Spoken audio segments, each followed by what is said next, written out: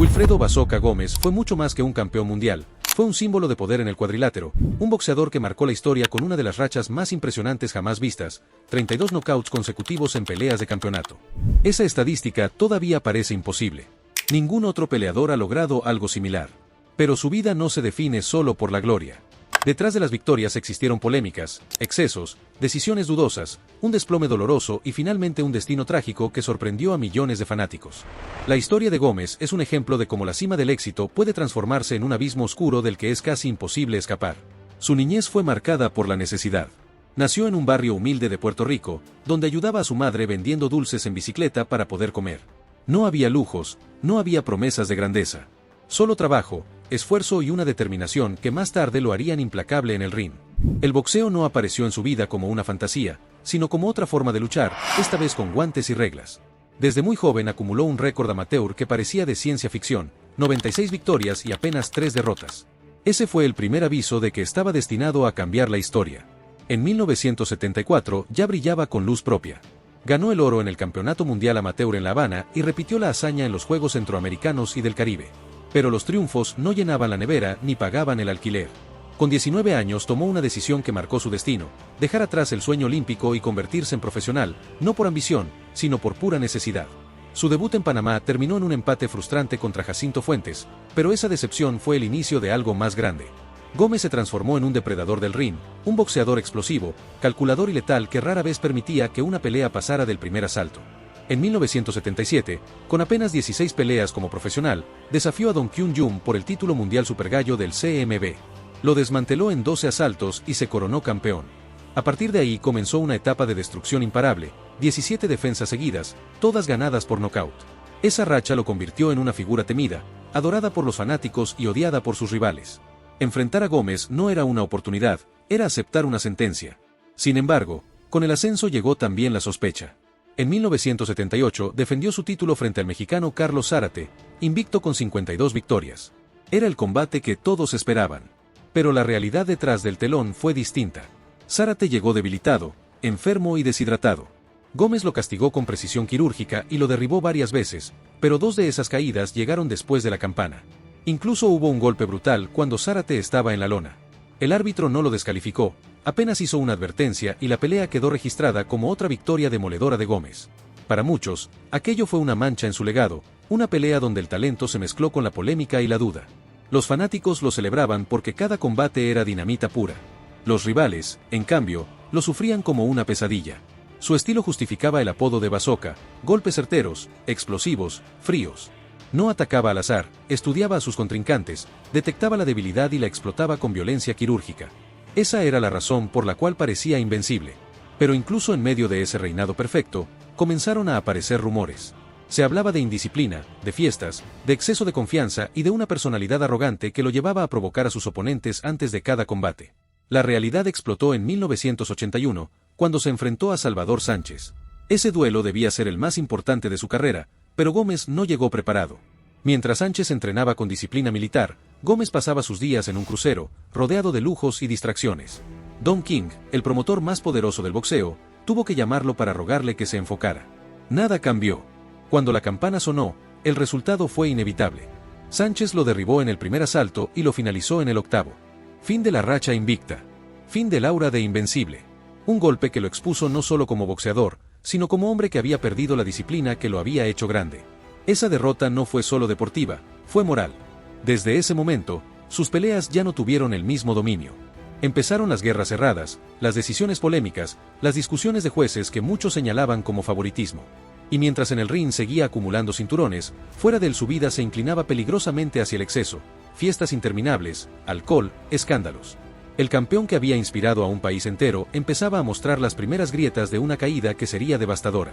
Y aquí es donde lo más impactante comienza a tomar forma, porque lo que vendría después sería mucho peor: problemas legales, adicciones, acusaciones federales y un destino que lo llevaría de ser héroe nacional a estar en la cárcel. Por eso, si todavía no lo has hecho, suscríbete al canal, dale like y comenta tu opinión, porque lo más revelador de esta historia está a punto de llegar. Tras la caída frente a Salvador Sánchez, comenzó un periodo extraño. En lo deportivo aún brillaba por ráfagas y en lo personal el desorden crecía, así que cada aparición suya mezclaba expectación con incertidumbre, porque podía ofrecer una clase magistral o una noche áspera que se decidía por centímetros en las tarjetas. En ese equilibrio frágil llegó su reconquista del peso pluma, derrotó a Juan Laporte y se coronó campeón del CMB, un triunfo que demostró que el talento intacto seguía ahí, que la puntería corrosiva y la lectura del rival seguían siendo recursos de élite, que la precisión con la que elegía los ángulos para entrar y salir del intercambio seguía siendo un problema irresoluble para muchos campeones. Sin embargo, la brecha entre la versión disciplinada de Basoca y el personaje excéntrico que iba creciendo fuera del ring ya empezaba a notarse en lo fino: menos volumen sostenido, menos piernas en los finales, más pausas para administrar el aire cuando los asaltos se estiraban. La ilusión del renacimiento duró poco. Enfrentó a Azuma Nelson y esa noche el oficio del ganés chocó con un Gómez alternando destellos con silencios.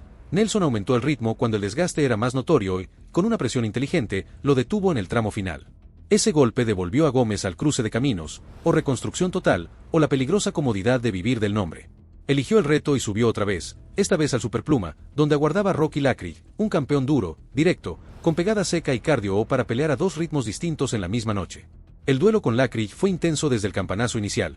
Primeros asaltos con el retador puertorriqueño incómodo ante el jab y la puntería de contra del campeón, trabajo al cuerpo que pesaba, y un local que necesitaba ajustar para no quedarse cuesta arriba en las tarjetas. Mediada la pelea, Gómez encontró un segundo aire, empezó a temporizar mejor, a lanzar combinaciones más cortas y a morder el centro del ring para frenar el desplazamiento del estadounidense. En el 11º asalto firmó su mejor tramo con manos claras que cambiaron la percepción del combate justo antes del cierre. Cuando se leyeron las tarjetas, dos jueces lo vieron ganador por la mínima y otro lo tenía igualado, lo que dejó una victoria por la diferencia más estrecha posible. Fue un resultado que en San Juan se celebró como la conquista de una tercera división y en el resto del mundo encendió una discusión larga. Comentaristas como Ferdi Pacheco lo tenían abajo por varios puntos. Plataformas de aficionados lo marcaban a favor de Lacrig, y el debate se instaló en su legado con una pregunta incómoda: ¿remontada épica o beneficio local?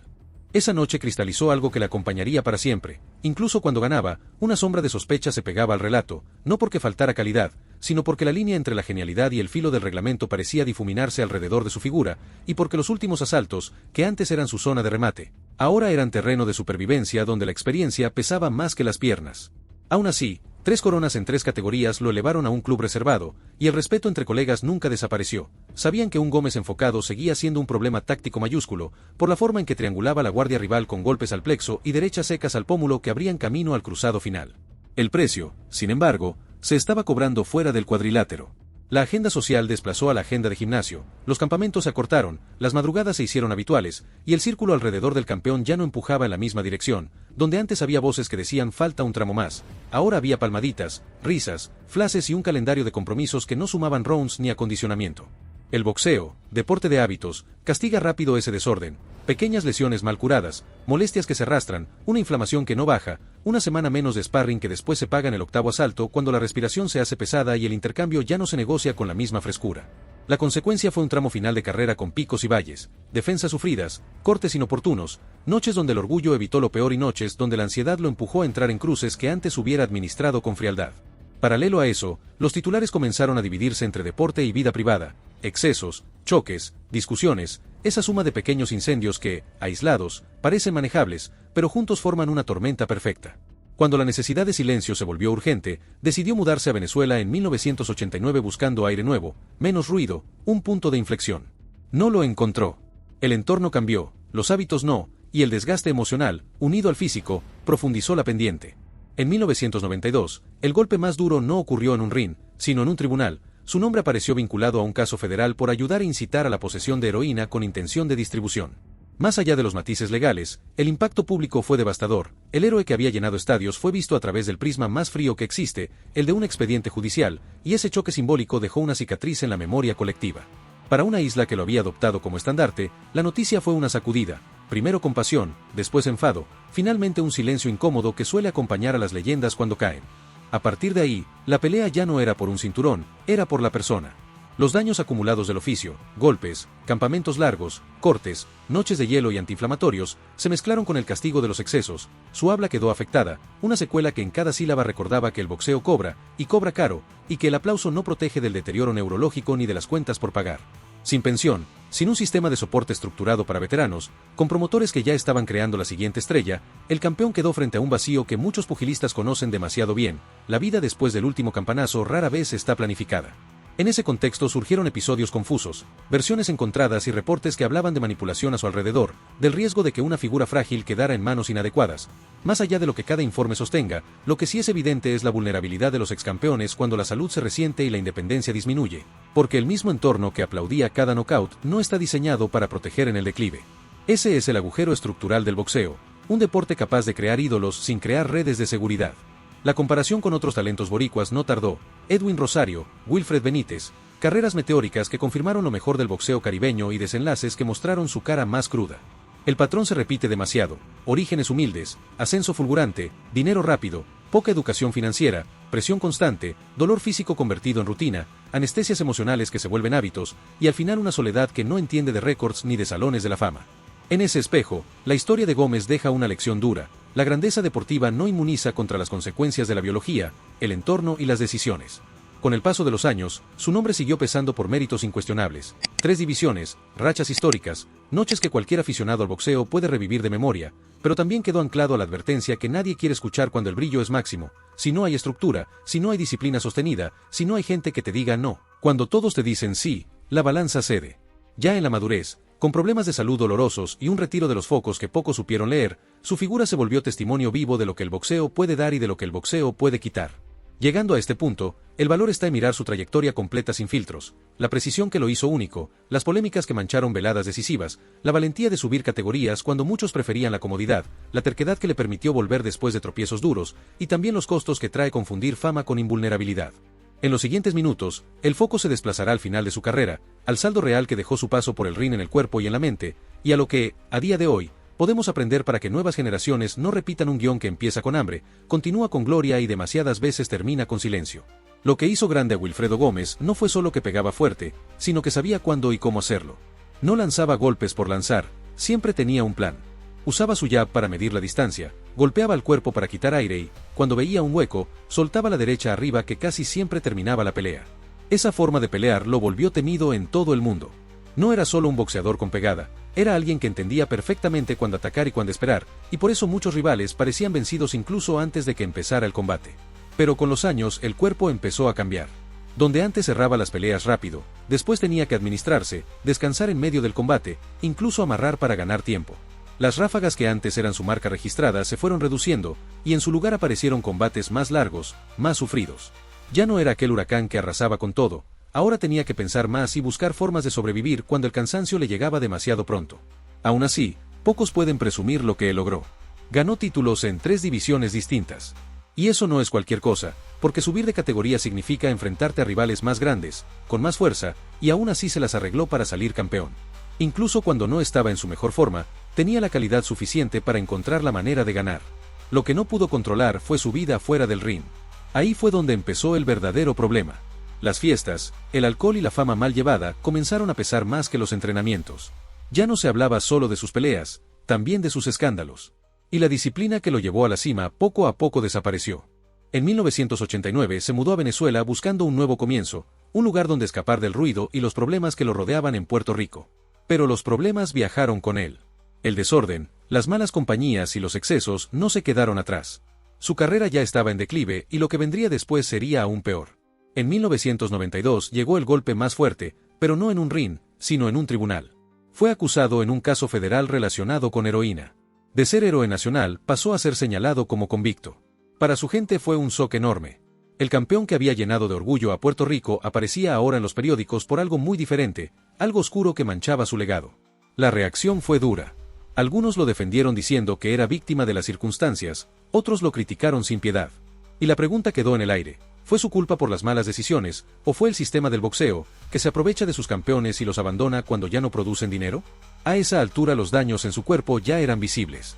Los golpes acumulados le dejaron problemas para hablar con claridad, cada frase le costaba esfuerzo. Era la prueba más clara de que el boxeo cobra factura, de que detrás de la gloria hay un precio muy alto. Lo que la gente veía era un hombre marcado, un ex campeón que cargaba las huellas de cada guerra que libró. El contraste era doloroso.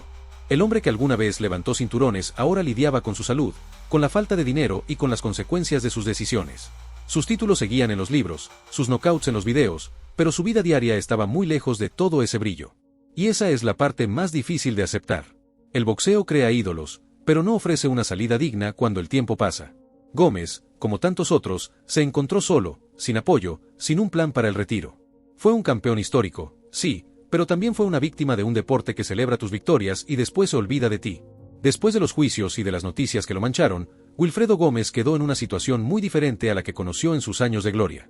Ya no había cinturones que levantar ni contratos millonarios, lo que había era un cuerpo golpeado, una salud quebrada y una vida que se volvió complicada. Los médicos comenzaron a hablar de secuelas, de problemas de memoria, de dolores constantes, de dificultades para moverse con agilidad.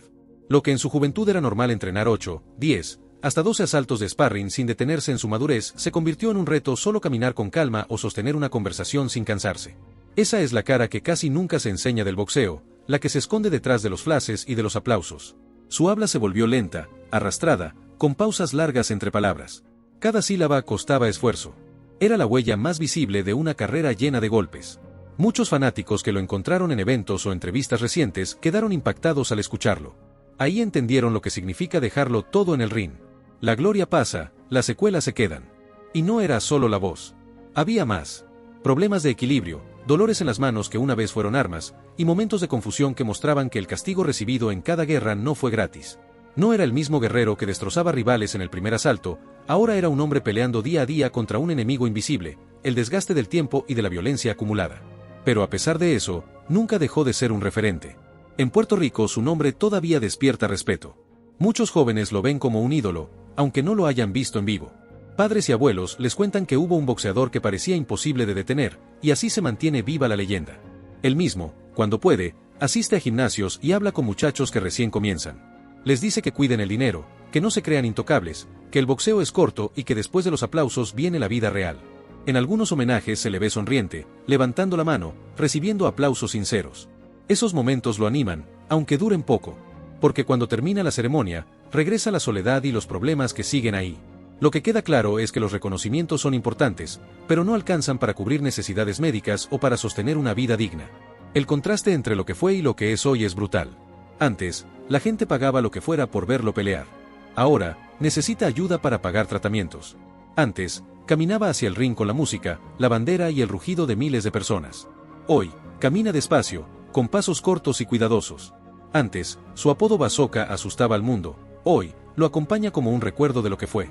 Eso muestra una verdad incómoda. El boxeo fabrica ídolos pero no siempre los cuida. Promotores, cadenas de televisión y patrocinadores ganaron millones con su nombre, pero cuando la carrera terminó, nadie estuvo ahí para ofrecer un plan de respaldo. Y no es un caso aislado, le pasó a Edwin Rosario, a Wilfred Benítez, a tantos otros. La historia se repite demasiado. Aun con todo, Gómez sigue siendo símbolo de orgullo para Puerto Rico. Su nombre está en el Salón de la Fama, su récord de knockouts consecutivos todavía se menciona como algo inalcanzable, y cada vez que se hace una lista de grandes campeones latinos, su lugar está asegurado. Eso nunca cambiará. Lo que sí cambió es la forma en la que vive el día a día. De los lujos y la fama, pasó a una vida marcada por la salud frágil, la necesidad de cuidados constantes y la lucha contra el olvido. Ya no pelea contra boxeadores, pelea contra el dolor y contra la indiferencia de una industria que lo celebró cuando ganaba, pero que no supo acompañarlo después. Hoy Wilfredo Gómez ya no es el joven que arrasaba rivales en pocos asaltos, ni el campeón que levantaba cinturones ante estadios llenos. Es un hombre que convive con una enfermedad dolorosa y con secuelas que lo acompañarán hasta el final. Sus familiares cuentan que hay días en los que apenas puede salir de la cama y otros en los que se anima a caminar un poco, pero siempre con dificultad. Cada movimiento le recuerda los castigos que soportó, cada palabra que intenta pronunciar refleja el precio de tantos años de guerra en el cuadrilátero. Aún con esas limitaciones, sigue siendo una figura respetada. Cuando aparece en homenajes o actos públicos, la gente se pone de pie, lo aplaude y lo mira con admiración. Y aunque su cuerpo ya no responde, sus ojos brillan cada vez que alguien le recuerda una de sus noches de gloria. En ese instante, vuelve a ser el Bazooka, el hombre que hizo temblar a campeones de todo el mundo. Sin embargo, cuando se apagan las luces de los homenajes, lo que queda es otra realidad. Una rutina marcada por tratamientos, medicamentos y la necesidad de apoyo constante. Una vida mucho más frágil que la de un héroe en su esplendor, pero también más humana. Y es ahí donde está la verdadera enseñanza. Detrás de los cinturones y de los récords históricos hay una persona que, como cualquiera, necesita cuidado, compañía y respeto. El boxeo le dio todo y al mismo tiempo se lo cobró todo. Le dio fama, gloria, dinero y el cariño de un pueblo entero, pero también le dejó lesiones, adicciones, problemas legales y un retiro sin la seguridad que merecía. Y esa es la reflexión que su historia deja. Un campeón puede llenar arenas y dar alegrías a millones de personas, pero si el sistema no cambia, terminará solo, enfermo y olvidado. Gómez es un ejemplo de orgullo y de advertencia. Orgullo porque ningún otro boxeador ha conseguido lo que él logró con esa racha de knockouts y con 3 títulos en divisiones diferentes. Advertencia porque muestra lo que ocurre cuando la fama se combina con malas decisiones y con un deporte que no protege a los suyos. Su vida es un espejo para las nuevas generaciones. Les enseña que la disciplina es más importante que el talento, que el dinero se va si no se cuida, que los aplausos son momentáneos y que lo único que queda es la salud y la familia. Les muestra que se puede tocar la cima del mundo, pero también caer al abismo si no se camina con cuidado. Hoy, a sus más de 60 años, Wilfredo Basoca Gómez sigue siendo recordado como uno de los más grandes boxeadores latinos de la historia. Su nombre está grabado en el Salón de la Fama y nadie podrá borrar sus récords. Pero su vida también queda como un recordatorio de que los ídolos son humanos y de que el precio de la gloria puede ser demasiado alto. Antes de terminar el video, recuerda algo muy importante: si quieres más historias como esta, suscríbete al canal, dale like al video y compártelo con tus amigos. Eso nos ayuda muchísimo a seguir creando contenido y a mantener viva la memoria de leyendas como Wilfredo Gómez. La historia de Basoca no es solo la de un boxeador, es la de un hombre que conoció la gloria absoluta, que también conoció el infierno y que, a pesar de todo, sigue de pie. Y esa es la mayor victoria de todas. Nos vemos en el próximo video.